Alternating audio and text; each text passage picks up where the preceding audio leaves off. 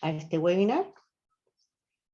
Muy buenos días y gracias por sumarse a otra de nuestras actividades online. Soy Loreto Leighton, la directora ejecutiva de la Fundación Chilena del Pacífico y moderadora del evento de hoy. Antes de continuar, quiero recordarles que este evento cuenta con traducción simultánea idioma para el que quieren traducción en la imagen del globo en la parte inferior de sus pantallas. Please remember that simultaneous translation Spanish-English-Spanish is being provided for this event. You just need to click on the icon of a globe at the bottom of your screen and select the language for which you need simultaneous interpretation. El tema que abordaremos hoy es, por definición, medular al modelo de desarrollo que queremos como país. No se trata, en efecto, de una política sectorial aquí o de una estrategia particular por allí, sino de cómo avanzaremos en el cambio hacia el desarrollo social y económico, con qué énfasis y prioridades. En suma, una discusión sobre la industrialización y los impulsos y cambios en la cadena productiva. Really, that is what it's all about. Esfuerzo menor y requiere, como sabemos, un sólido ánimo de colaboración público-privado para avanzar una agenda de mediano y largo plazo que genere certezas y resultados. Desde luego, no hay caminos de una sola vía para la consecución de una empresa de este tipo. Prioridades como ampliar nuestra canasta exportadora, incrementar las capacidades productivas mediante nuevos encadenamientos, activar sectores distintos de la economía, impulsar cadenas de valor regionales que se puedan incorporar con expectativa de éxitos a las globales, diversificar en suma la matriz productiva de nuestro país e incorporar actores económicos no tradicionales en estas materias, muy en especial a las pequeñas y medianas empresas, todas prioridades que ocupan espacios centrales de una agenda que gana espacio en Chile y otros países. Todo esto mientras fortalecemos nuestra nutrida red de acuerdos comerciales en un contexto de exigencias ambientales. Desafíos todos mayúsculos a los que habría que agregar la necesidad de desarrollar servicios calificados y el capital humano adecuado para competir con garantías, con creciente participación de mujeres en la fuerza laboral también. En este contexto, parece un ejercicio más que sano revisar y conversar sobre experiencias de industrialización de otros países que puedan, de una u otra manera, dar luces sobre cómo avanzar en el nuestro. Y en este sentido, no tengo la menor duda que la experiencia de varias naciones asiáticas, varias de ellas entre los principales socios comerciales de Chile, solo puede sumar de forma virtuosa en este cometido. Varios de los casos sobre los que conversaremos hoy día, como los de Japón y Corea, son ejemplos históricos por la escala tremenda de su reconversión, misma que hoy las tiene entre las naciones más prósperas del mundo. Luego de esta introducción a nuestro tema de hoy, procedo a presentar a nuestro panel de verdadero lujo. Parto con don José Miguel Ahumada, quien es el subsecretario de Relaciones Económicas Internacionales del Gobierno de Chile. Cientista político de la Universidad Diego Portales, cuenta con un máster en Economía Internacional y Desarrollo de la Universidad Complutense de Madrid. También cursó un Master of Science en Estudios de Desarrollo de la London School of Economics y posee un doctorado en Estudios del Desarrollo de la Universidad de Cambridge. Su trayectoria profesional ha estado ligada a la docencia en el área de Relaciones Internacionales. Entre el 2014 y 2015 fue profesor en el Instituto Universitario Ortega y Gasset y en la Universidad Diego Portales. También se desempeñó como académico de la Universidad Alberto Hurtado y como profesor en la Universidad de Chile en el Instituto de Estudios Internacionales. El subsecretario Ahumada ha realizado publicaciones en más de una decena de capítulos de libros y es autor o coautor de 4 libros. A continuación voy a introducir a Su Excelencia Shibuya Kazuhisa, quien es el embajador extraordinario y plenipotenciario de Japón en Chile desde abril del 2020.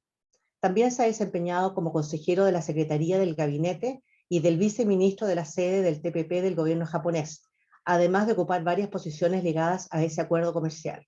El embajador Shibuya también se ha desempeñado como subdirector general en la Oficina Nacional de Promoción de la Resiliencia de la Secretaría del Gabinete, como subdirector general de Estructura Económica, Fiscal y Social de la Secretaría del Ministro en la Oficina del Gabinete, como director general en la Oficina de Promoción de Private Finance Initiatives en la Oficina del Gabinete, como director senior de Asuntos Generales en la División de Políticas del Ministerio de Tierras, Infraestructura, Transporte y Turismo, como director senior de Políticas en la División de Políticas en esa misma cartera, como director senior de la División de Política de Desarrollo Regional de la Oficina Nacional de Planificación territorial y política regional del Ministerio de Tierras, Infraestructura, Transportes y Turismo, y como director senior de la División de Relaciones Públicas de la Secretaría del Ministro en el Ministerio de Tierras, Infraestructura, Transporte y Turismo. A continuación voy a introducir al señor Dr. Hyung-Chong Kim, quien es el presidente del Instituto de Política Económica Internacional de Corea, conocido como KIEP, desde junio del 2020. Ha estado involucrado en el proceso de formulación de políticas del gobierno coreano en los campos de las políticas económicas, comerciales y diplomáticas.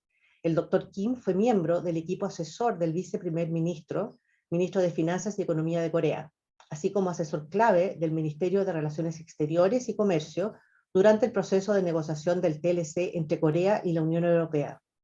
También ha asesorado al Ministerio de Estrategia y Finanzas en asuntos del G20, así como al Ministerio de Relaciones Exteriores en temas relacionados con APEC. Fue académico visitante en UC Berkeley y ocupó cargos visitantes en el IFRI de París, BUB de Bruselas y la Universidad de Marmara en Estambul.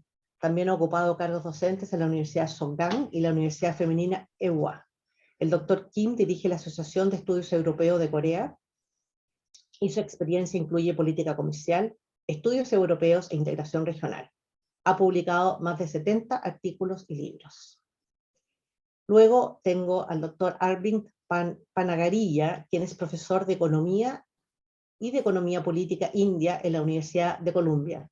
Desde enero del 2015 hasta agosto del 2017 se desempeñó como primer vicepresidente de Niti Aayog, el principal grupo de expertos en políticas públicas del gobierno de la India y la agencia encargada de catalizar el desarrollo económico con el rango de ministro del gabinete. También se ha desempeñado como Sherpa del G20 de la India, como economista jefe del Banco Asiático de Desarrollo y formó parte del cuerpo docente del Departamento de Economía de la Universidad de Maryland. Ha trabajado en el Banco Mundial, con el Banco Mundial, el FMI y la UNCTAD, y es autor de más de 15 libros. Su libro India, The Emerging Giant, fue catalogado como una de las mejores opciones del 2008 por The Economist. Escribe una columna mensual en el Times of India y sus textos han aparecido en el Financial Times y Wall Street Journal, entre otros medios de renombre global. En el 2012, el gobierno de la India le honró con el Padma Bhushan, el tercer honor civil más alto que otorga el país. Hechas las presentaciones, le voy a ceder la palabra ahora al subsecretario, nuestro primer panelista. Subsecretario, tiene la palabra y la pantalla también. Muchas gracias, Loreto, por organizar esta actividad de un tema tan relevante como las políticas industriales y las políticas productivas que han aplicado el modelo o los diferentes países asiáticos. Quiero también saludar a todos los invitados. Es un honor poder estar con ustedes. También darle un fraternal saludo al embajador de Japón en Chile, embajador de Shibuya. Siempre un placer escucharlo. Voy a compartir pantalla. Así que me dan un par de segundos.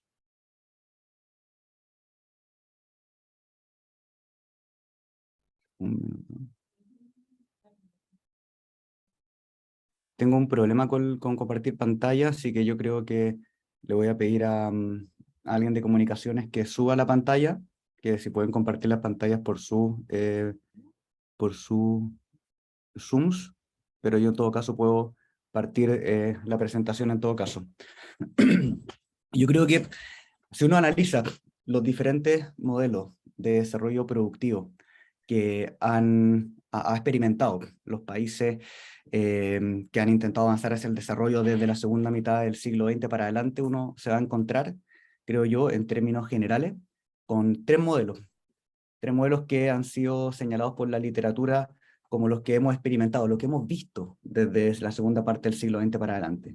El primero, el que tuvo América Latina, el modelo de sustitución de importaciones, famoso modelo que comenzara como una salida a la crisis de los 30 y que después luego fuera racionalizado e implementado como una política coherente a partir de los años 50 para adelante.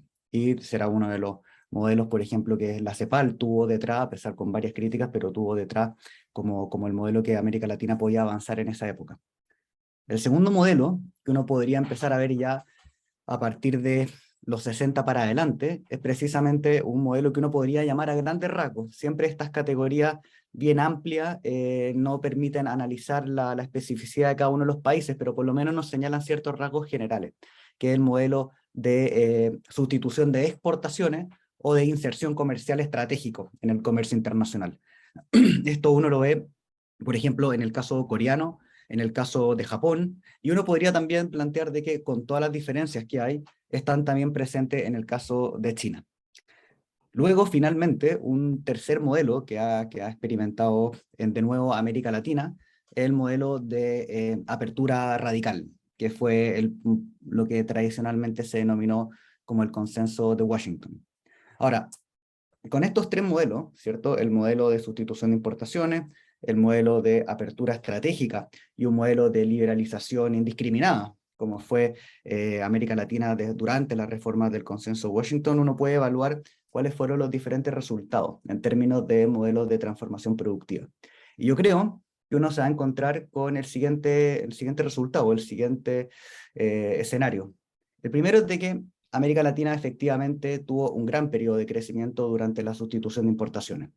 Esto es algo que la evidencia lo muestra, que está bastante claro en las diferentes perspectivas que han analizado el modelo de sustitución de importaciones, en particular un crecimiento económico dinámico hasta más o menos los 70, y que solamente posteriormente América Latina pudo retomar ese crecimiento durante el boom del precio de los commodities. Ahora, es evidente también que este modelo sustitutivo de importación empezó a tener fuertes problemas estructurales, ya en la época de los 60, 70, ¿cierto? Y que tiene su representación prístina en el ciclo de endeudamiento financiero durante la época de los 70 y que estallara con la crisis de los 80, ¿cierto? El problema de desequilibrio en la balanza comercial, el problema de solucionar este desequilibrio con un ciclo de endeudamiento, fue uno de los probablemente problemas estratégicos que tuvo la sustitución de importaciones junto con otro, que lo hizo en el fondo derrumbarse e iniciar un periodo de apertura indiscriminada, lo que fue el llamado consenso de Washington. El consenso de Washington de apertura indiscriminada, ¿cierto? Radical, tanto de financiero, comercial, productivo, de mercado de capitales, tuvo resultados bastante magros para América Latina. El crecimiento económico fue mediocre, aumentó el empleo informal, no hubo un proceso de diversificación exportador, más bien cada país se siguió anclando en sus ventajas comparativas claras, más bien anclada en recursos naturales, ¿cierto? América Latina con el cobre, ¿cierto? México con otro, digamos, México, Ecuador, etcétera, petróleo, Venezuela también.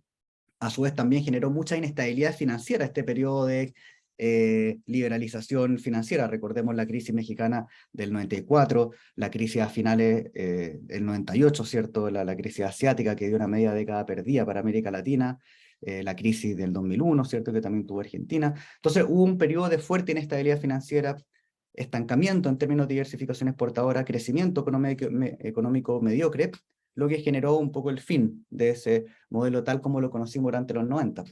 Entonces tenemos dos modelos que tenían serios problemas estructurales, que fue los que experimentó América Latina.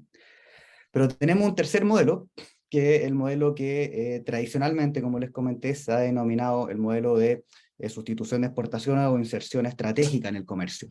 Y ahí es donde yo creo que el modelo tradicional de Corea del Sur, ¿cierto? De Japón, etcétera, nos pueden dar ciertas señales.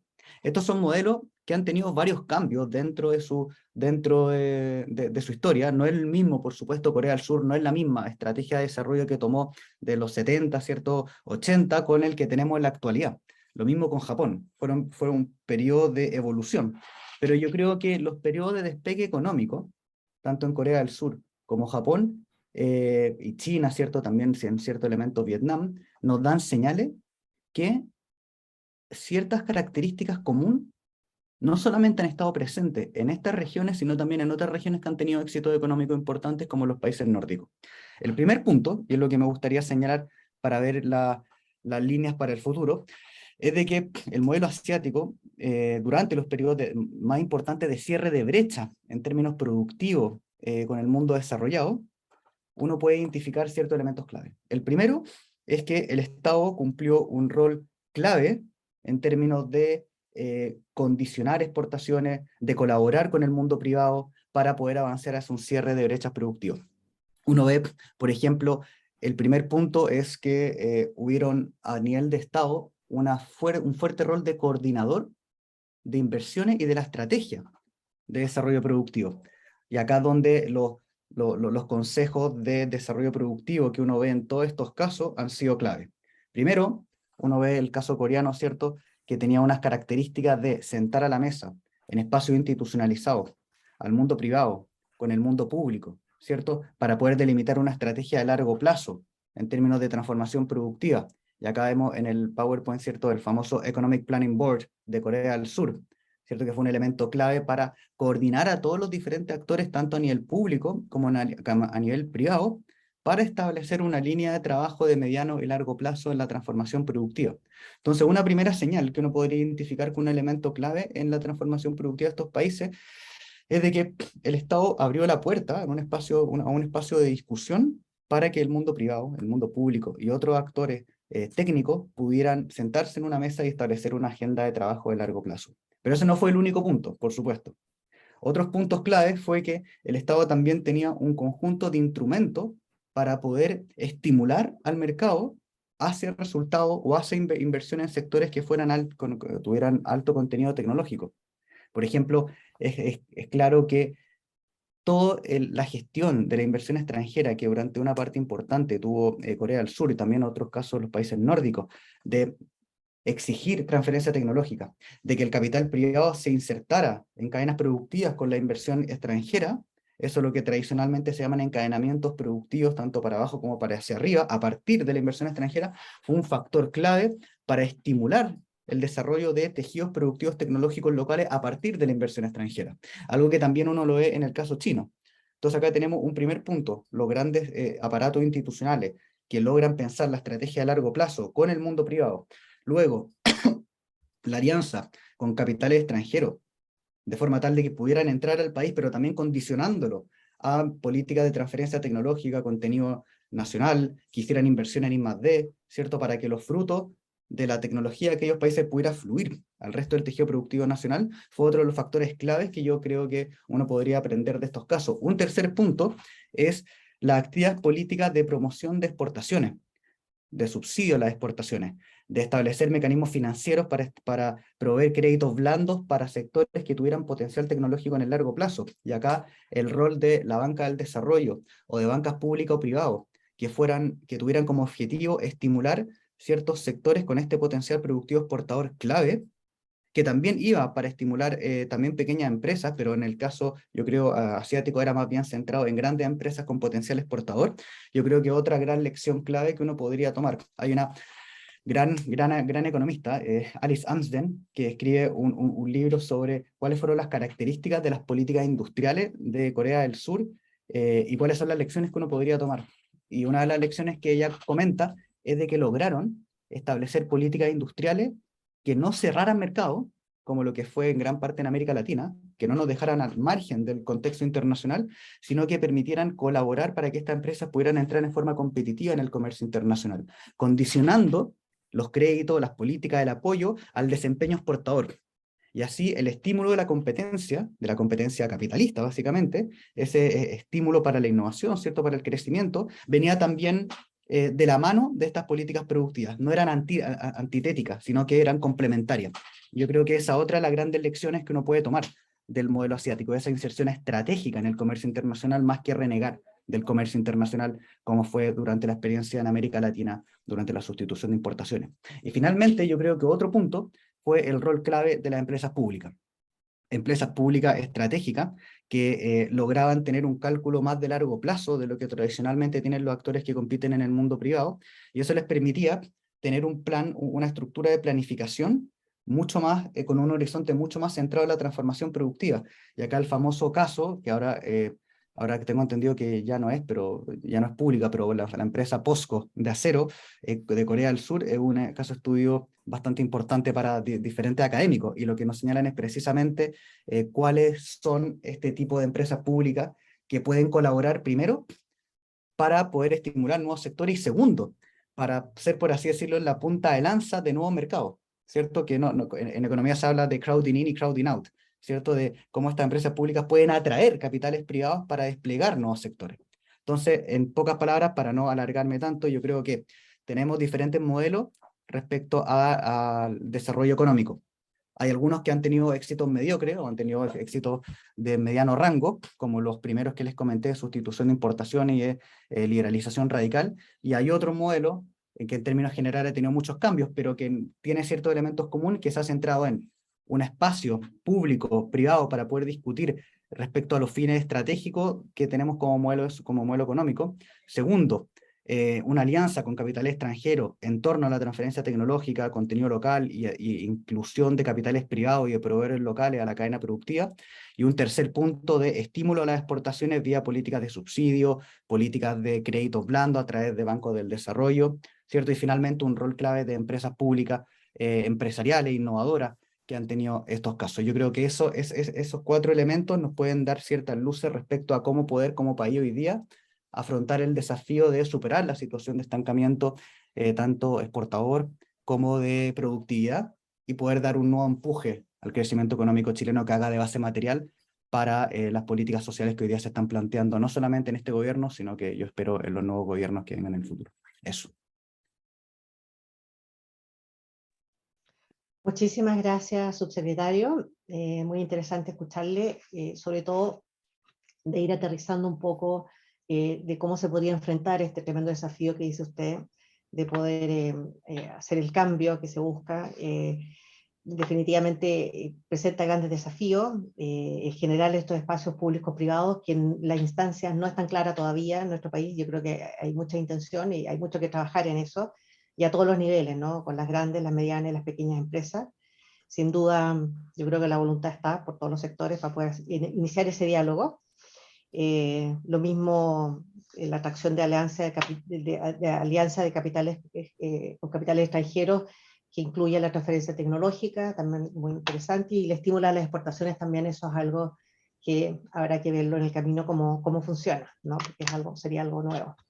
Eh, Habiendo dicho esto, y muchas gracias, su secretario, ya vamos a dar paso a las preguntas y respuestas, que seguro que hay muchas en la audiencia. Le voy a dar la palabra ahora a su excelencia, el embajador Shibuya. Embajador, tiene la palabra. Okay. Yes. Thank you. Thank you very much for inviting us. Muchas gracias por invitarnos. Buenos días. Vine a Chile hace unos 2 años y desde entonces he estado disfrutando la vida aquí en Chile, porque estoy mucho más feliz de cuando estaba en Japón. Este año marca el aniversario 123 del establecimiento de las relaciones diplomáticas entre nuestros países, 125 años. Pero quiero hablar acerca de la historia de las políticas industriales japonesas desde la Guerra Mundial. Con el fin de la guerra en 1945, todas las principales ciudades estaban destruidas. Quedaban muy pocos edificios y casas en Tokio y la gente tuvo que reinventar la economía de cero. Desde entonces, ahora Japón es una de las economías más grandes del mundo, pero tuvimos buenos y malos tiempos. Quisiera explicar esto dividiéndolo en 4 periodos. El primer periodo se refiere a un momento feliz, donde hubo una rápida recuperación económica en 1956. Llegamos a los niveles preguerra y este fue el inicio de una nueva era de crecimiento económico. Como pueden ver en este gráfico, durante los años 60 hubo un gran crecimiento económico y en 1968 superamos en el PIB a Alemania y nos convertimos en el segundo más grande del mundo. Sin embargo, el crecimiento descendió con la crisis del petróleo de 1973 y Japón trató de buscar una salida a través de las exportaciones para poder suplir la demanda doméstica. Durante este periodo, los negociadores de comercio internacional tuvieron un gran problema. Con las negociaciones en Estados Unidos, Japón se requirió que tuviera que implementar la demanda doméstica para estimular la exportación. Las crisis de los bienes y de los suministros hicieron que subiera, pero luego la burbuja estalló. Durante los siguientes 10 años hubo un estancamiento económico prolongado. En 2008 fuimos testigos de la crisis económica financiera mundial subprime y pensamos de la siguiente manera gracias a eso. Primero, nuestro mercado doméstico va a bajar, así que tenemos que permanecer en el mercado global, especialmente con las economías modernas. En 2010, el PIB de China superó al de nosotros y hubo muchos países más que mostraron un gran crecimiento económico. De hecho, Japón no había sido un promotor del libre comercio. Queríamos exportar, pero no queríamos abrir nuestro mercado agrícola, porque teníamos áreas muy pequeñas y muchos de los agricultores tenían miedo de la competencia. Pero en 2010 Japón cambió esta política y empezó a abrirse mundialmente. Y así firmamos tratados de libre comercio con muchos países, incluido Chile. Esa fue la visión general de los últimos años. Ahora quisiera explicar nuestros desarrollos de la política para cada periodo. Esta diapositiva nos muestra que antes de la guerra, la industria japonesa se centraba en industrias como el textil. Sin embargo, nos dimos cuenta, gracias al mundo, cuál era el poder económico que tenía la industria desarrollada sobre un país. Así es que empezamos a desarrollar en la industria pesada como una política nacional. También se designaron industrias como el acero, la química, la maquinaria, etcétera. El gobierno les daba subsidios a estas industrias y esto se apoyó con una política de terreno nacional, donde habían, por ejemplo, ciudades industriales y se hacían mejoras como en esta imagen. También se hicieron proyectos de obras públicas como viviendas en estas áreas. También había un plan económico nacional que se implementaba cada 5 años, donde se seleccionaban ciertas industrias en ciertas áreas. También hubo un político ruso que dijo que Japón era el país que tenía la economía planificada más exitosa. Due to Japan's economic development, La segunda etapa al desarrollo económico se buscó un equilibrio, pero la fricción económica con Estados Unidos fue evidente. Como vemos, son fotos que muestran americanos echando abajo autos japoneses y una serie de tratados se hicieron. Esto o transacciones eran conversaciones que se hicieron con Estados Unidos, pero conversaciones bilaterales entre un Estados Unidos fuerte en ese momento y débil Japón, resultó en que Japón finalmente terminó con concesiones unilaterales. Luego, regulamos nuestras exportaciones y lo mismo que era para acero, televisiones, y se comenzó la producción de automóviles en Estados Unidos. Ahí el ministro de Economía e Industria cambiaron la política para apoyar las industrias intensivas en conocimiento, pero al mismo tiempo empezamos a ampliar nuestros proyectos de obras públicas y por lo tanto la burbuja económica llevó en Japón a un periodo de estancamiento económico. Esta experiencia nos hizo reconocer que las conversaciones bilaterales voluntarias sobre comercio eran peligrosas. Entonces, Japón jugó un papel importante en la creación de la OMC, porque aún potencias grandes como Estados Unidos deben seguir reglas multilaterales y junto con Australia jugamos un papel importante para crear alianzas económicas con un marco y para enfoque de cada país. En 1994 invitamos a Chile a que se uniera a la PEC y así se fue consolidando. Después de un periodo de inflación y estancamiento por 2 décadas fue lo que enfrentamos en Japón.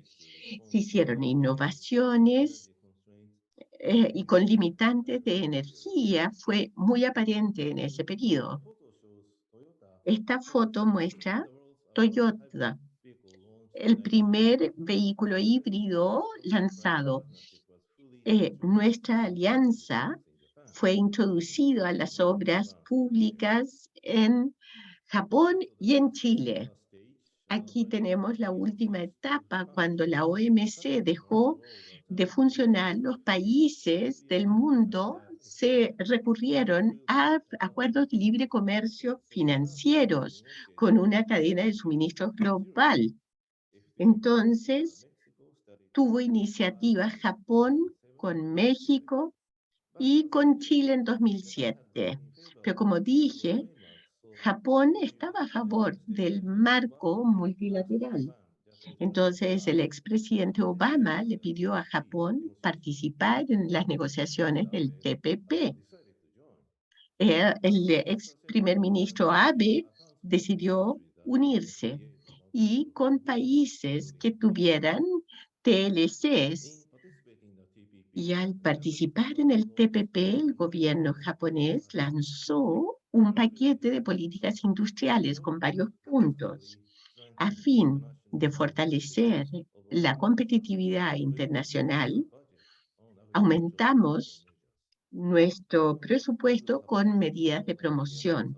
Apoyamos, entonces, número 2, empresas pequeñas y medianas para que participen en el mercado global a través del TPP. Vamos a centrarnos en exportar no solo bienes, sino servicios. Además, hemos tomado iniciativas para que sea lo más avanzado. Como dije en el pasado, el promover un desarrollo industrial. Ahora, nuestra política es tomar iniciativas para establecer comercio global, inversiones y reformas también a la OMC. De esta manera, el TPP ha cambiado nuestra política industrial significativamente. Ojalá Chile se convierta en miembro oficial lo más pronto posible y juntos podamos analizar las nuevas reglas para el comercio global e inversión. Gracias. Gracias, embajador, por su interesante presentación sobre cómo Japón lidera experiencias de alianzas público-privadas y estímulos para nuevos desarrollos.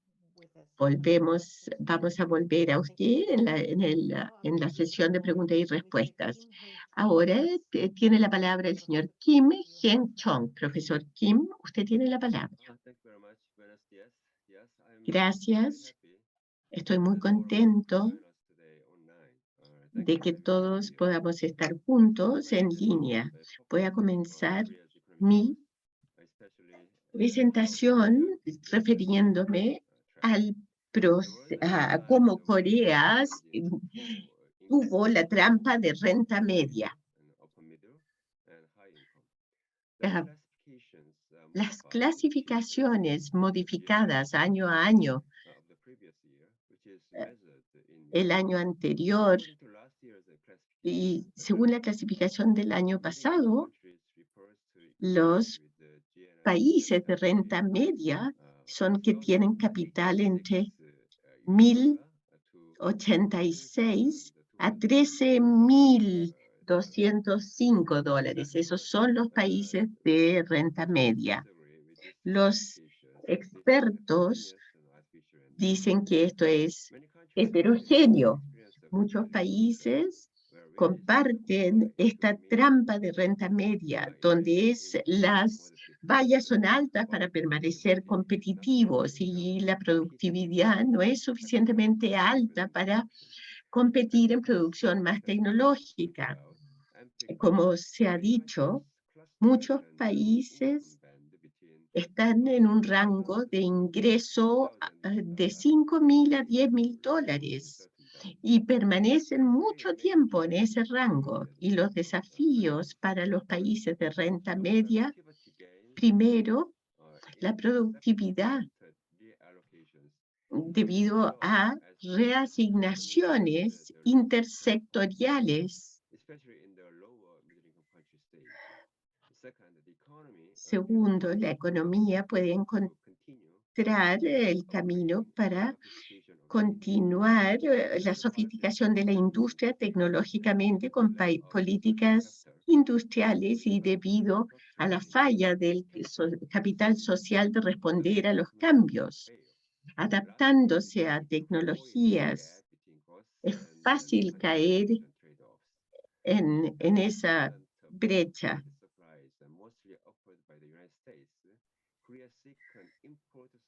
Se ha creado una estrategia de crecimiento que en los 50 llevó a fallar. Desde los 60, 40 implementó estrategia de desarrollo, experimentó una velocidad inédita de crecimiento económico. Siendo país de renta media, Corea entre el 77 al 96, según el Banco Mundial, el PIB per cápita fue 1.047 en el 97 y $13.000 en 1996. Por favor, ¿podrían poner el diagrama de mi presentación en la pantalla?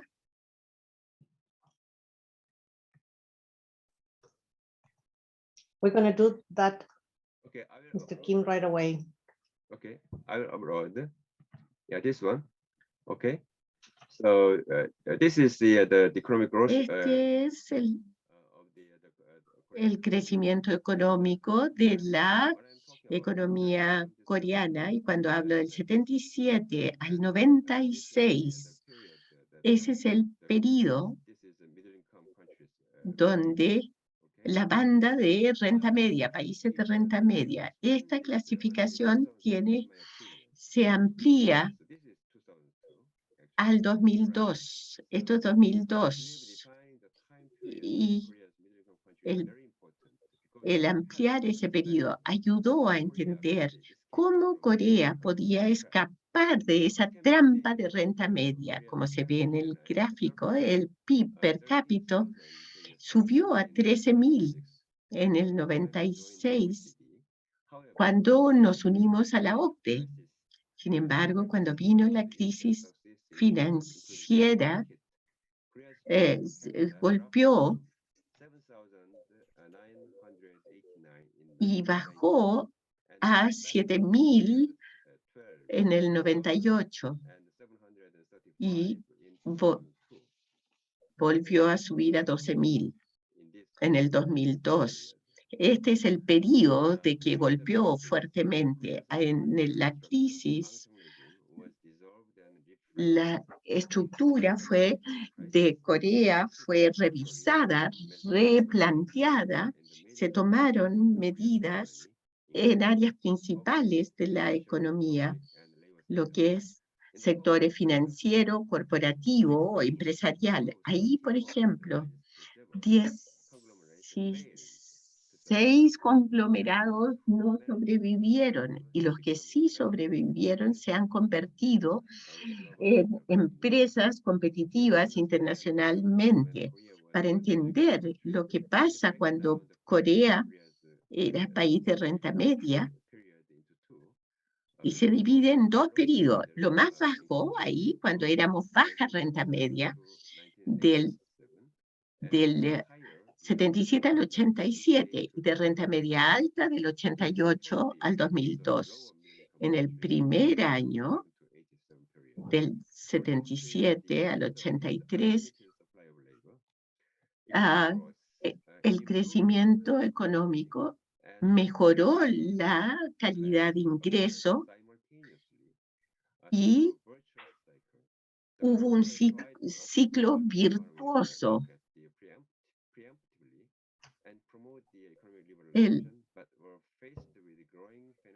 Se enfrentó, sin embargo, a una volatilidad financiera. Sin embargo, hubo un influjo de capitales y las ganancias de productividad. Pues, sin embargo, se acumuló una alta deuda externa. Ahí industrias principales como automotriz, acero, empezaron a crecer y se hicieron concesiones, pero bajo el régimen autoritario se creó una clase media y empezó el círculo virtuoso. El gobierno coordinó actividades, protección social, se introdujo compartiendo la carga del desempleo, que es un sistema reconocido mundialmente. En renta media alta, que sería en esta zona, en este periodo específicamente, nuestro ingreso laboral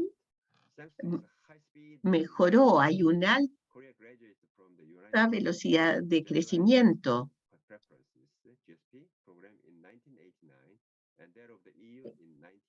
Entró a tratados con Estados Unidos, con la Unión Europea, y a fines de los 80 tuvimos un superávit comercial. Y que no es, y a comienzo de los 90, la tasa de crecimiento se desaceleró y hubo un punto de inflexión.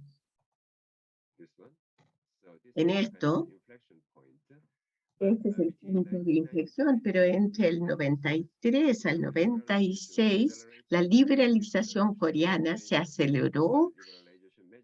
Medidas financieras de liberalización cuando entramos a la OCDE. Influjos de capital vinieron. Y la desigualdad llegó a un fin a fines de los 90, pero la desigualdad de ingresos había deteriorado y en la crisis financiera. Sin embargo, la brecha se amplió y se polarizó. Hay algunas lecciones entonces de esta fase de desarrollo de Corea. La estrategia es mucho más eficiente cuando se trata de desarrollo, en especial para las estrategias menos desarrolladas, y estas pueden ser claves para facilitar el avance. Segundo, en los ingresos medios esto puede ser imperativo, introducir una estructura y una reforma drástica en el país. Y también se ve en el mercado local y en el mundial. El gobierno tiene que ser un líder en estos asuntos y además se necesita el apoyo para el desarrollo de los sectores privados y públicos en cuanto al avance y la competitividad. La educación superior se debe fomentar. El Estado también debería formar grupos de expertos con líderes de opinión para las políticas de apertura de mercado. Corea tiene el entendimiento y el conocimiento necesario para hacerlo. Y la estrategia de Corea fue abrir los mercados para poder mejorar la productividad de la industria local. Los estados deberían considerar la participación activa en los tratados regionales. También una clave para mantener la competitividad en las exportaciones es mantener la calidad. Eso es la integración de cadenas de productos que no sean necesarios. Es fundamental para ser un actor en la cadena mundial de valor. No es razonable que el gobierno no promueva ciertas industrias, porque Corea es un país que ha pasado por muchos errores y tiene grandes corporaciones hoy en día que han crecido por ellos, no por el gobierno. En los 70, el gobierno coreano trató de implementar una política industrial liderada por el gobierno, donde se podían redactar leyes privadas, pero llegaron a la falla. Ahora se está enfocando en una gran transformación donde se fomenta la investigación y el desarrollo, también en incorporar mayores recursos. Y eso ha sido el fin de mi presentación y espero que les haya sido de utilidad. Muchas gracias. For sharing your views Muchas gracias, profesor King, por compartir su punto de vista sobre el modelo en Corea. Y vamos a plantearle después en la siguiente sesión las preguntas y respuestas. Ahora quisiera darle la palabra al doctor Paniganilla, Armit Panagarilla. Muchas gracias, Loreto. Es un placer para mí estar con ustedes. Solo quisiera decir que hay una cierta desventaja en ser el último en un panel de 4, porque uno no puede evitar repetir lo que ya se ha dicho, pero también existe una ventaja, porque si uno no tiene mucho que decir, uno puede decir que ya se dijo todo. Pero quisiera decir que lo que dijo el doctor Kim fue bastante certero. También quisiera felicitar al resto de los panelistas. Yo me dedico más que nada al libro comercio, como pueden ver atrás en mis libros, donde dice libre comercio y prosperidad. Solo Japón no es parte de esto por viendo todos los países desarrollados y mi conclusión, y yo provengo de India, como saben, así que conozco más a fondo la realidad de este país, pero los gobiernos tienen mucha más capacidad de echar a perder las cosas que de impulsar a las economías hacia el crecimiento económico. La naturaleza de cada gobierno es intervenir y demostrar que pueden producir excesos, y eso es ciertamente algo que el gobierno coreano también trató de hacer en los 70, pero cuando intervienen a una gran escala, intervenir en uno o dos sectores, no, el resto de la economía está básicamente impulsada por el área privada y no se nota un daño mayor a la economía. Pero si vamos a la gran escala, casi siempre se enlentece el crecimiento. Y dependiendo del momento del proceso de crecimiento en sí, el tiempo en que se hace la intervención, como se puede hacer, como se puede ver en el ejemplo de Corea en los 70, si vemos del 73 al 82, bajó el crecimiento en un 7% de los 9 a 10% de la década anterior. Cuando se orienta en la exportación, y cuando digo se orienta en la exportación, me refiero a una apertura real.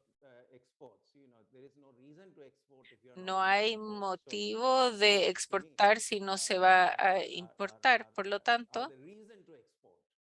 hay que ver cuáles son las razones para exportar. Y si uno le da la orientación a la economía hacia la exportación y si uno se especializa en algo donde donde sus propios costos de producción sean menores a los de sus competidores,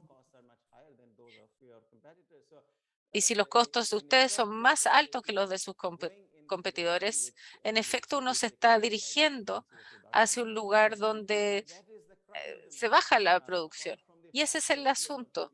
Además del hecho de que cuando uno es parte de la economía global, también se está compitiendo contra los mejores del mundo.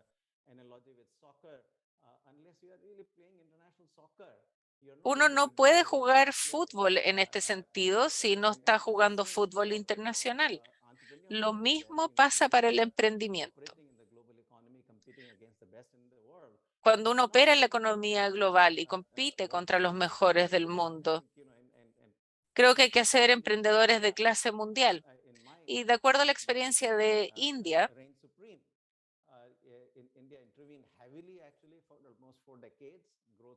se ve las tasas de crecimiento del PIB que era 4%, per cápita era menos de 2%. Mi generación se quedó sin toda la prosperidad que tenía la experiencia coreana durante esas décadas.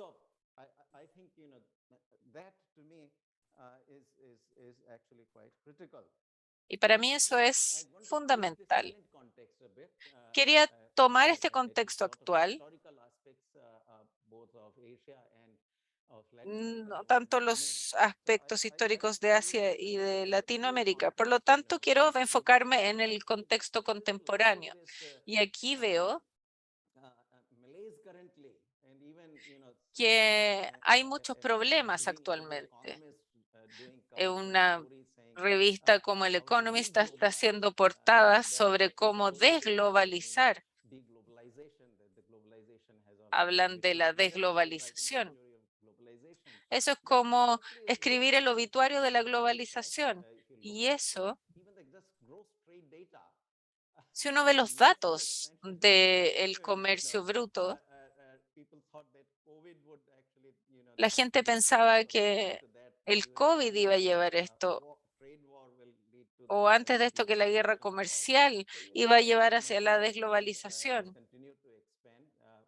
Pero uno ve que el comercio ha continuado expandiéndose por 25 trillones de dólares, por 19 trillones de exportaciones de mercancías y otros 6 trillones en exportaciones comerciales. Hubo un pequeño declive durante el COVID, pero para 2021 todavía estaba la variante Delta. Y en 2021, en comparación con 2019, el comercio global era de 25 trillones. En 2020 incluso fue de 28 trillones.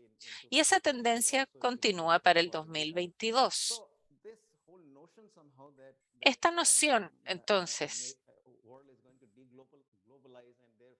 de que va a haber una desglobalización. Tenemos a Bangladesh, por ejemplo, y países en Latinoamérica donde se dice que no van a haber suficientes oportunidades en la economía global, no es cierto. También quisiera hablar de la automatización y el resultado de esta noción, que indica que con la automatización, la inteligencia artificial a toda marcha, la manufactura va a volver hacia Europa y Estados Unidos. Es cierto, y creo que el mejor ejemplo de eso es el esfuerzo de la fábrica de Adidas de automatizar la fabricación del calzado. Y Adidas trató de hacer algún tipo de automatización, inició una planta en Alemania y otra en Estados Unidos. Alemania en 2015 se acopló a esto. Se aceptaba, pero poner los cordones tenía que hacerse con humanos. Todo estaba bastante automatizado. Y estos dos fábricas juntos producen 1 millón de calzados dentro de los 160 millones que produce Adidas, y para 2020 cerraron las fábricas y las movieron hacia China. Este proceso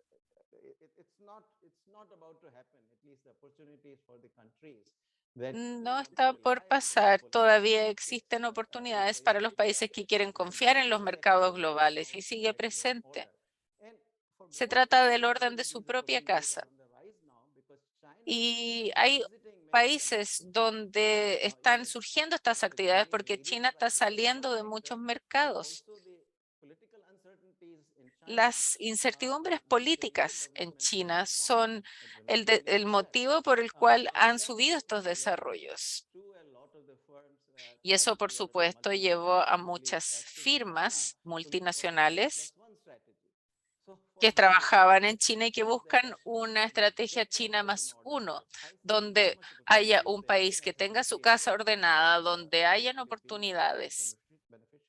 Y esperamos que eso sea uno de los beneficios del desarrollo del mercado.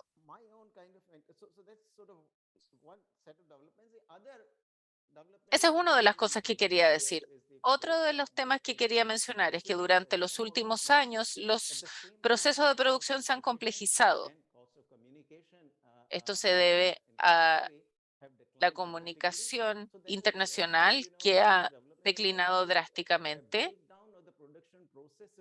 donde se hace un desglose de los procesos de producción y que se ha hecho más fino de lo que teníamos antes. Y por lo tanto, hay un buen ejemplo de esto es, por ejemplo, el iPhone. Tiene alrededor de 1.600 componentes que vienen de 200 firmas en distintos países. Entonces, si uno quiere ser parte de esta revolución, no puede cerrarse, porque cuando se cruzan las fronteras una tras otros, es decir, hay que tener un comercio libre y moviéndose más rápidamente. Entonces, la especialización se mide con el proceso o componentes de los productos. Y mi último punto es que se dice que el comercio de mercancías es algo de ayer y lo de hoy son servicios modernos. Ciertamente los servicios para futuro son importantes, pero el comercio de mercancías es dominante hoy día. 22 trillones es comercio de exportaciones, de mercaderías, y por lo tanto hay espacio y posibilidad para los países que están en primeras etapas de desarrollo. El empleo es un gran tema. India nuevamente tiene una fuerza laboral de 500 millones. Hay que crear buenos trabajos y actividades en los servicios, construcción, turismo, transporte. Sí, proporciona trabajos decentes, sí, pero la mayor cantidad de empleo está en el sector de manufacturas. Así como ve China también, productos como ropa, un mercado grande, una población o sea, camisas, 60 millones o 1.000 millones de camisas o poleras, alguien va a tener que producirlos. O sea, es cierto, los países se van a ir abriendo, ir a lo máximo y van a tener éxito los que satisfagan la necesidad del momento. Gracias. Gracias, doctor Panagarilla, por su interesante presentación.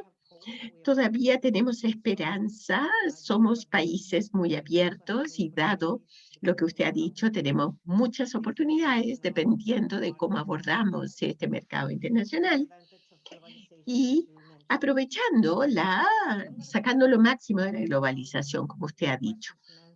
Primero voy a iniciar una ronda de preguntas. Pregunta para todos. No sé quién quiera comenzar. Mi primera pregunta es, aunque el Estado ha jugado un papel importante en promover la industrialización en países del Asia como Corea y Japón, ¿qué rol juega el sector privado? ¿Cómo se caracteriza la relación público-privada en estos días? Hoy día es algo muy importante como tema del webinar. No sé si, embajador, por favor, usted comienza.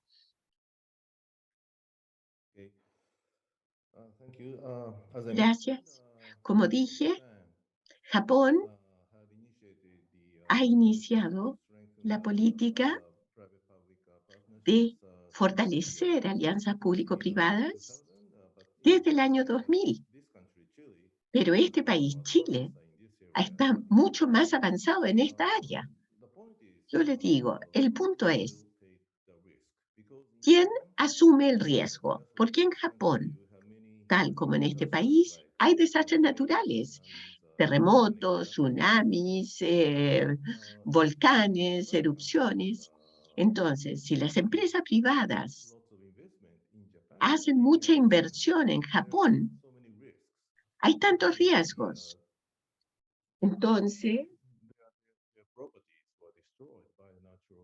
las propiedades se destruyen por los desastres naturales. Entonces, las alianzas público-privadas en Japón, el público allá, es quien comparte el riesgo por los desastres, quien asume el riesgo por los desastres naturales. Y es un punto importantísimo allá. Por ejemplo, en Japón hay muy pocas inversiones en paneles solares, porque es de propiedades, las propiedades son pequeñas, o sea, entonces con un terremoto serán destruidas, es peligroso, es una inversión riesgosa. Por lo tanto, hay fondos para infraestructura en esos proyectos. Y el gobierno japonés ha apoyado ese tipo de proyectos de infraestructura. Creo, el ambiente, medio ambiente natural, es muy significativo para estas alianzas y emprendimientos. Gracias, embajador. Sí, señor Kim. Muy rápido. El gobierno tiene un rol muy positivo en el desarrollo económico y el gobierno proporcionó el ambiente para una economía basada en conocimiento, sociedad basada en conocimiento, haciendo muchísima investigación y desarrollo por parte del gobierno. Se crearon instituciones de ciencia. Entonces, esa inversión en investigación y desarrollo y en educación han sido los dos puntos que ha invertido el gobierno, el Estado. Educación superior, la inversión ha sido enorme. Y el segundo tema es apertura del mercado. El gobierno abrió el mercado nacional, siempre dando la señal que abrimos este mercado en 2 años, en 3 años, y así le permite al sector privado prepararse para esa apertura de mercado. Entonces, se hace esta programación de apertura de mercado entre los dos sectores. En los 70, el gobierno coreano subsidió al sector privado, pero ahora pensamos con esos subsidios enormes en el sector manufacturero, llevaron más o menos a una falla. Como dije antes, que eso, el apoyo es muy importante. Subsecretario, ¿quiere comentar algo? Sí, muchas gracias, Loreto. Muchas gracias por las presentaciones. Creo que la presentación de Arvin y Kim fueron, digamos, excelentes. Me quedaría toda la tarde discutiendo sobre el tema del futuro de las políticas productivas y del comercio en estos modelos tan interesantes. ¿Cuál es el rol del mundo privado? Yo creo que es fundamental. Yo creo que un buen ejemplo, estaba pensando una respuesta clara al respecto. Yo creo que un buen ejemplo de el tipo de alianzas públicos privados que uno puede pensar es la forma en cómo gestionamos la pandemia. La forma en cómo gestionamos la pandemia fue, yo creo, un ejemplo prístino, no solamente una coordinación global para un problema global, sino también donde uno puede distinguir cuál puede ser un rol activo del Estado y el mundo privado. El mundo privado aportó rápidamente, tomando mucho riesgo, ¿cierto?, en un terreno incierto para todos, con un espíritu empresarial, ¿no?, como diría Schumpeter, en crear esta nueva vacuna. Tuvo eso que es muy propio de los sectores más dinámicos del mundo privado.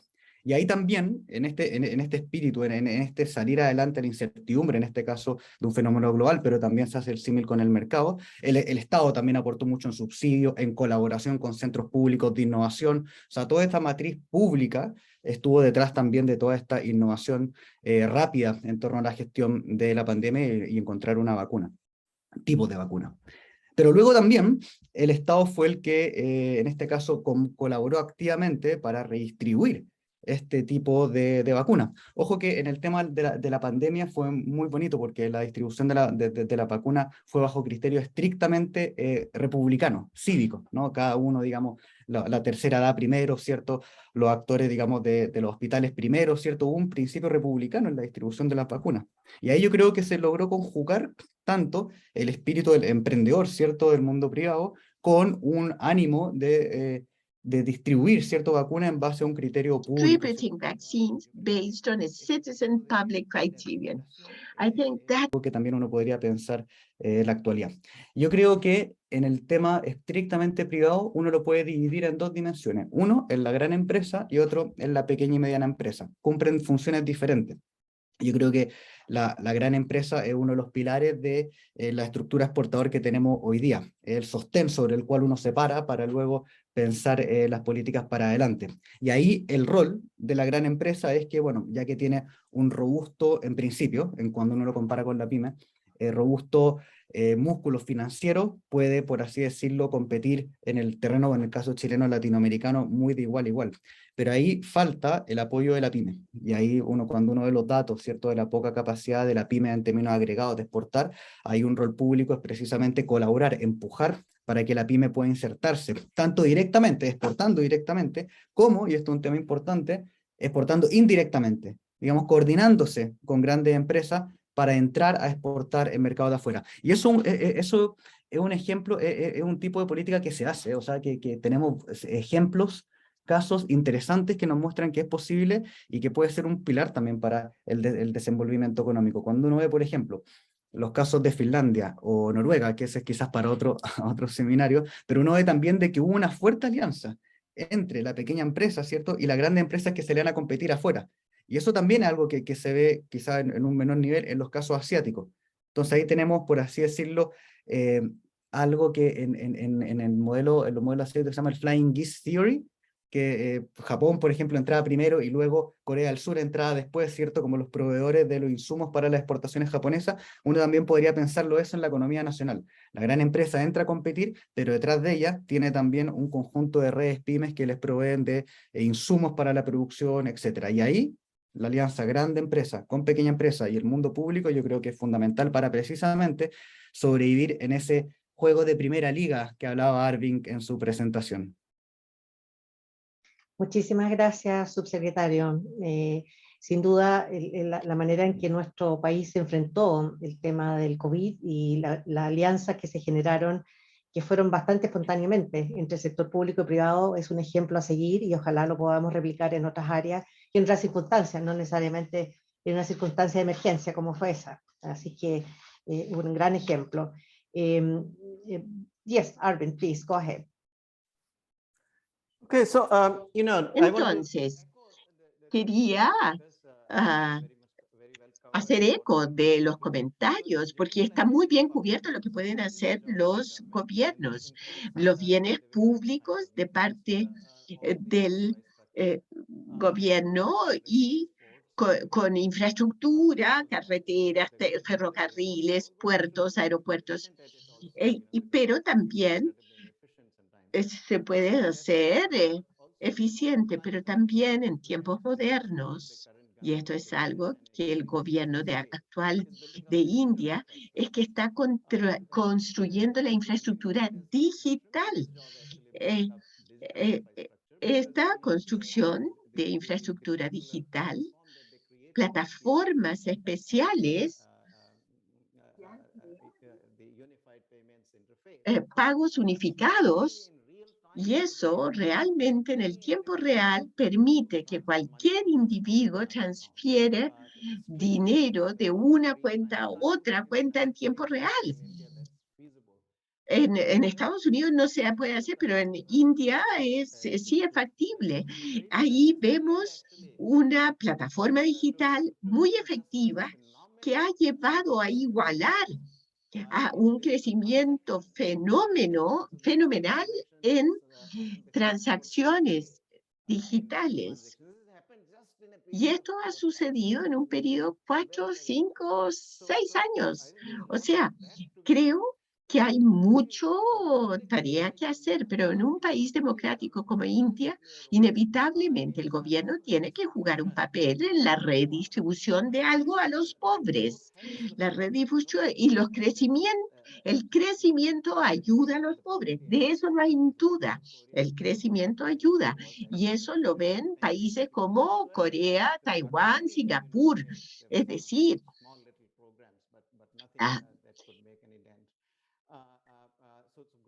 entonces, es el crecimiento lo que empuja a la gente hacia arriba y a salir de la pobreza.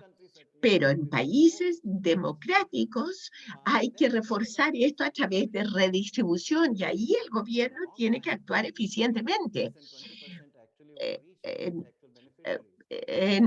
Por mucho tiempo en India solo el 20% llegaba a los beneficios, pero la identidad digital que se ha creado para 1.400 millones y la proliferación de cuentas bancarias y de teléfonos celulares ha facilitado para que 90% de la población que llegue a ser beneficiario.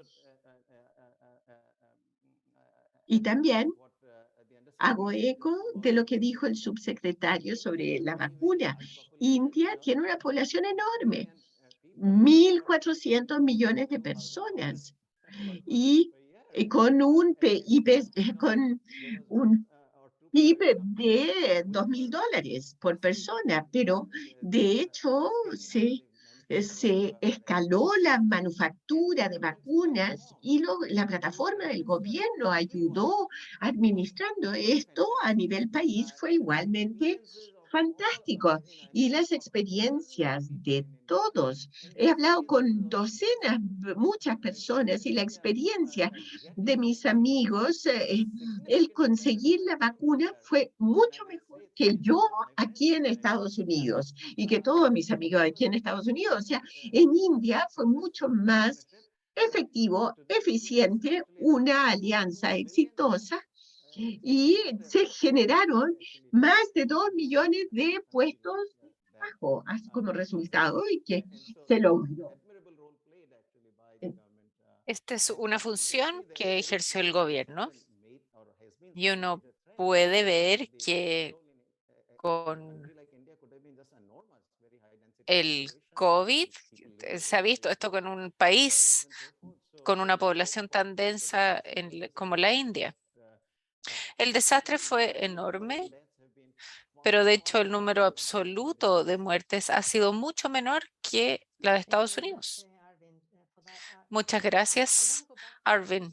Ahora quisiera regresar a una de las intervenciones donde se hablaba de la importancia de apoyar a las pymes.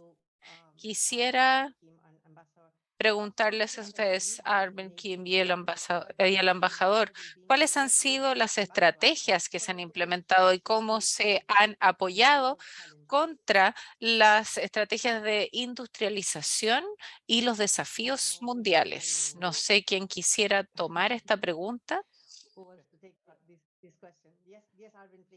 Sí, Arvin, por favor. Yo quisiera. Yo vengo del lado opuesto porque en India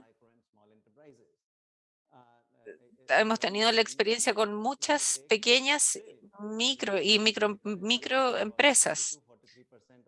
En India todavía el 43% de la fuerza laboral viene de acá y el resto, el 56% de la fuerza laboral y menos del 10% está empleado en empresas con 20 o más trabajadores. Y los datos definitivos no están disponibles porque no se han recopilado, pero también incluye a las empresas 20 es una empresa grande, pero también es muy pequeña en este país. Por lo tanto, tenemos empresas de menos de 20 trabajadores que son muchísimas. Por lo tanto, entregan empleos, sí, pero es de muy baja paga. Están subempleados mayoritariamente y la fuerza laboral de India principalmente se refiere a recursos sobreexplotados. En los países exitosos, según lo que yo entiendo, estas empresas han contribuido mucho. Pero esto es en la presencia de una cantidad suficiente de empresas grandes y medianas. En China, la manufactura, la fabricación se hace en las medianas, y grandes empresas. Por lo tanto, la productividad promedio de las empresas pequeñas es de un 60% en comparación con las más grandes. En India solo el 20%, porque el ecosistema en India se define por este entorno bastante relajado en el mercado laboral debido a el tema no agrícola. Y creo que eso no es algo muy sano. Por lo tanto, para las pequeñas empresas y que contribuyan a un alto nivel de productividad, hay que tener una gran cantidad de medianas y grandes empresas en casi todos los sectores, porque ellos son los que tienen que definir los ecosistemas del mercado laboral. Muchas gracias. Creo que es lo que el subsecretario mencionó anteriormente. Quisiera hacer el comentario porque quisiera hablar ahora del capital humano, pues es muy importante para abordar este desafío de la industrialización. Quisiera saber cuál ha sido el desafío en Corea, por ejemplo, Kim, para mejorar el capital humano con la innovación y la tecnología de alto nivel, porque entiendo que Corea invierte bastante en el desarrollo y la investigación del capital humano. ¿Podría hablar acerca de eso? Porque tenemos una pregunta aquí en el panel para el subsecretario y ahora voy a pasar al español. En la estrategia que señala en los países asiáticos la calificación de capital humano, porque en ese tema Chile tiene enormes brechas con esos países. ¿Es ese un aspecto que usted considera relevante para tener una estructura productiva con mayor valor agregado? So first, if you, Kim, or Ambassador could address that part, and then. Entonces, primero, si usted, Kim, o señor embajador pudieran hablar acerca de mi primera pregunta. I think that we need to, discern the basic, education and then the higher educations. The public's. Creo que hay que enfocarse en la educación básica y en la superior. Con el sistema público, el gobierno tiene un papel fundamental en cuanto a la educación pública en Corea. Por lo tanto, se hizo, por cierto, una inversión en la educación pública básica y media posteriormente. Y lo segundo tiene que ver con la educación superior. Es importante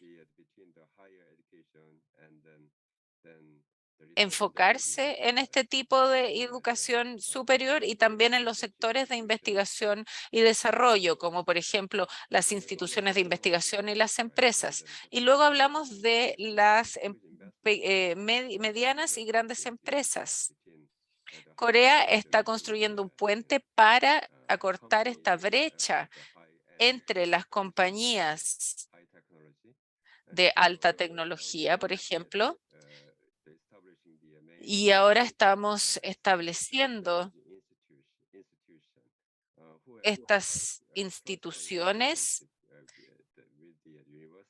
que cooperan con las universidades y que también funcionan de manera más práctica para hacer contribuciones y apoyar a las empresas, aumentar la capacidad de sus productos. Creo que acortar esta brecha entre las universidades, la educación superior y la industria es fundamental cuando se trata de hacer inversiones en estas áreas y ciertamente la investigación y el desarrollo.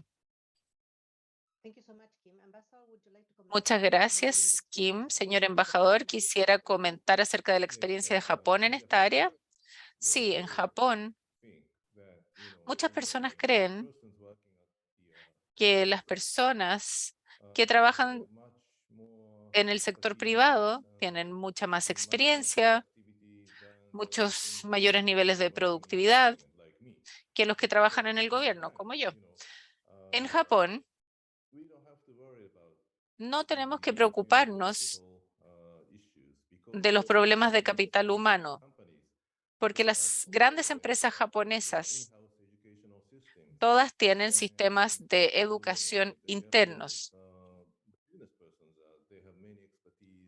Los japoneses por lo general tienen mucha experiencia. Al contrario, tenemos que aprender del sector privado en cuanto a inversión de capital humano. Pero ahora, debido a que estamos en una sociedad que está envejeciendo,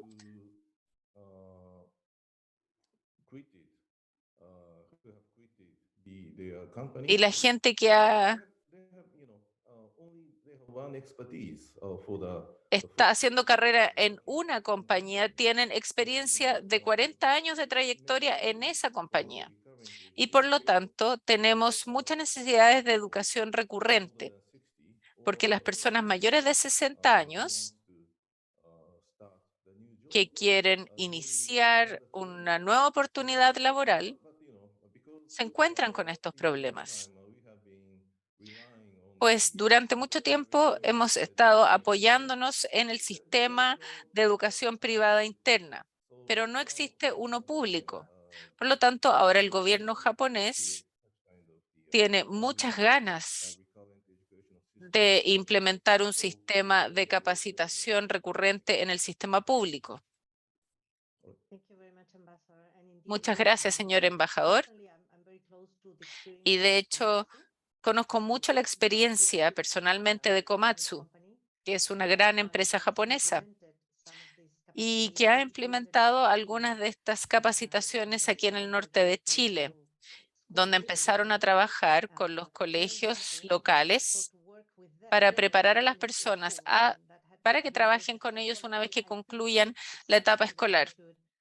Creo que eso es algo que deberíamos tratar de expandir hacia otras empresas, porque ayuda. Pero como usted dijo, la educación pública es muy necesaria para que la gente no trabaje para una sola compañía por toda la vida. ¿Quisiera hacer algún comentario, Arvin, o deberíamos seguir con el subsecretario?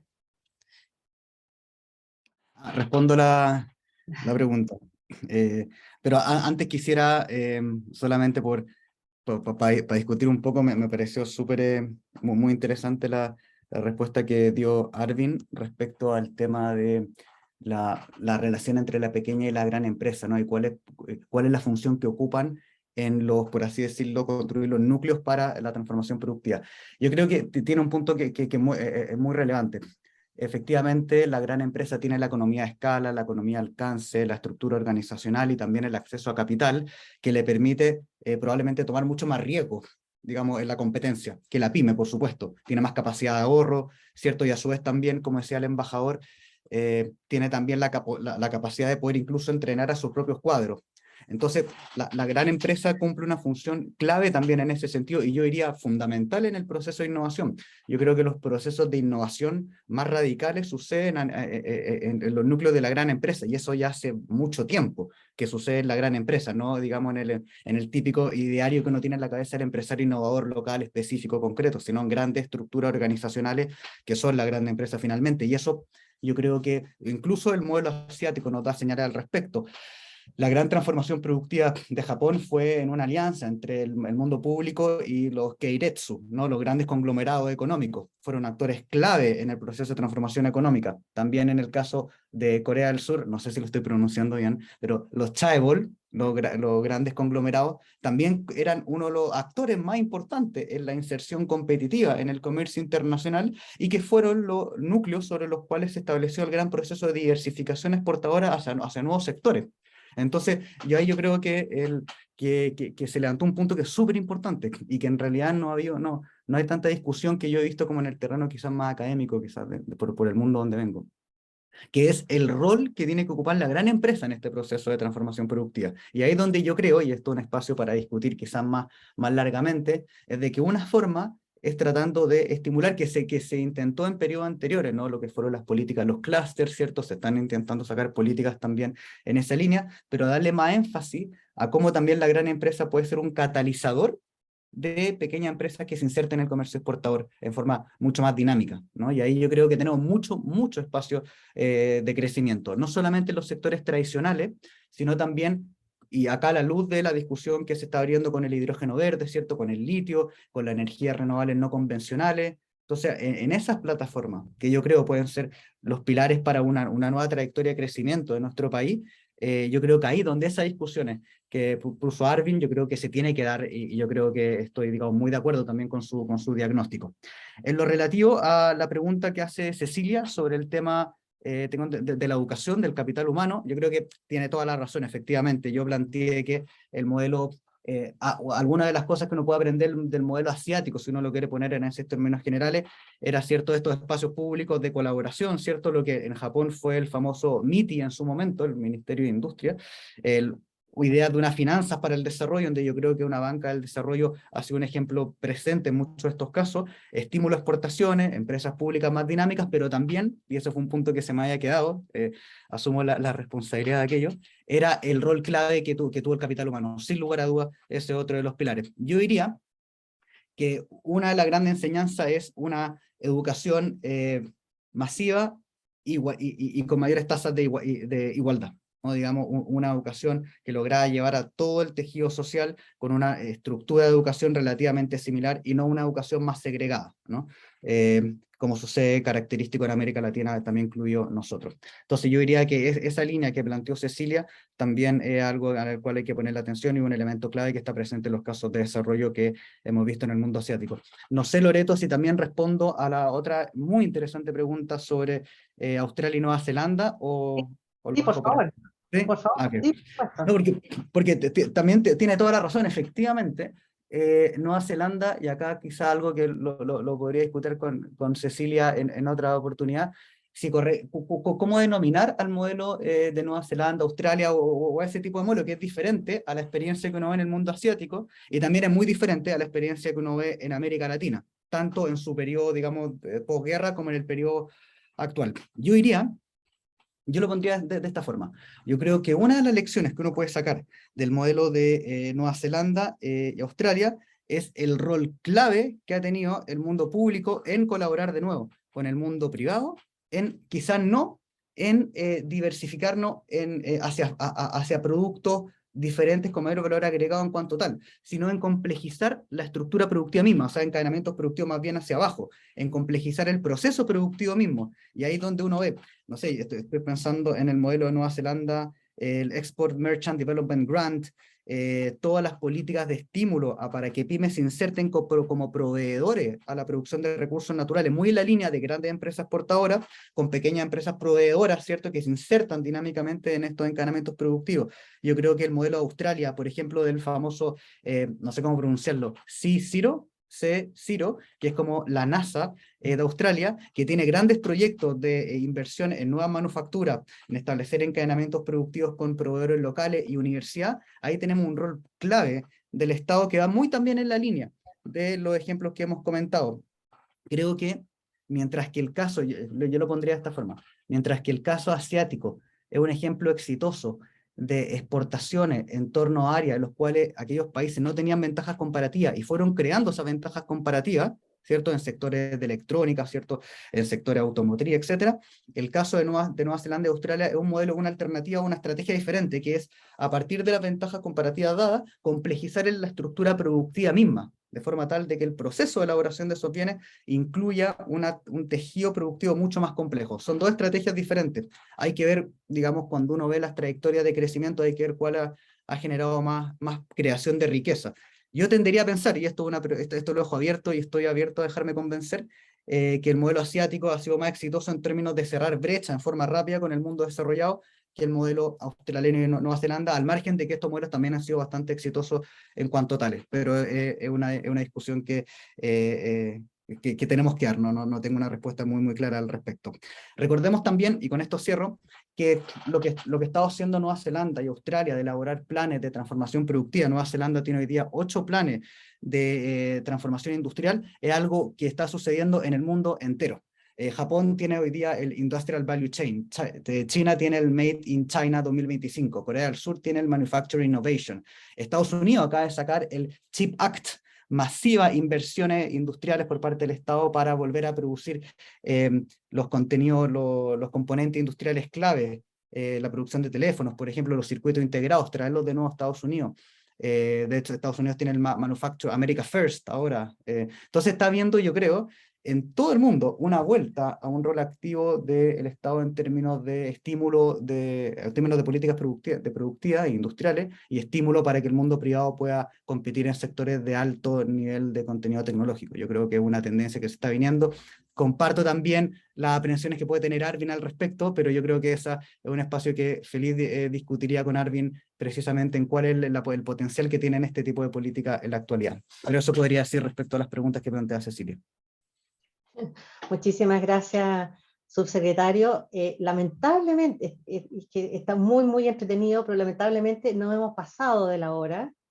Así es que yo creo que vamos a tener que hacer una segunda parte de este webinar o ampliarlo a otros temas también, como mencionaba el subsecretario. Pero quisiera agradecerles a todos por esta muy constructiva discusión. Con varios inputs y políticas y conocimientos sobre lo que ha sido la experiencia de otros países para poder trabajar en el propio. Yo creo que aquí el gran desafío, de acuerdo a lo que yo veo de nuestra experiencia, es cómo articular esta colaboración público-privada, que se da lamentablemente todavía en nuestro país de manera bastante paralela, no siempre en estrecha coordinación, como lo fue en el caso del COVID, un gran ejemplo. Así es que es un trabajo y un desafío, y esta institución, la fundación que tengo el honor de dirigir, puede cumplir un rol muy importante en ello, ya que es una fundación público-privada justamente. Quisiera agradecerle muy especialmente a Kim Hyun-chong por una muy interesante presentación. Embajador, le agradezco muchísimo el haber estado con nosotros hoy día. Y Arvin Parilla, last but not least, muchas gracias. Ha sido muy interesante conocer sus puntos de vista. Quedaron muchas preguntas pendientes. Lamentablemente se nos fue el tiempo. Y subsecretario, también last but not least, muchas gracias. Ha sido muy entretenido, muy interesante, y hay mucho para discutir, y yo creo que esta es la vía para encontrar los caminos de encuentro. discutiendo y escuchando y aprendiendo de otras experiencias. Así es que muchas gracias y gracias a nuestros espectadores que siguen tan leales como siempre y bueno, los esperamos para una próxima oportunidad. Muchas gracias.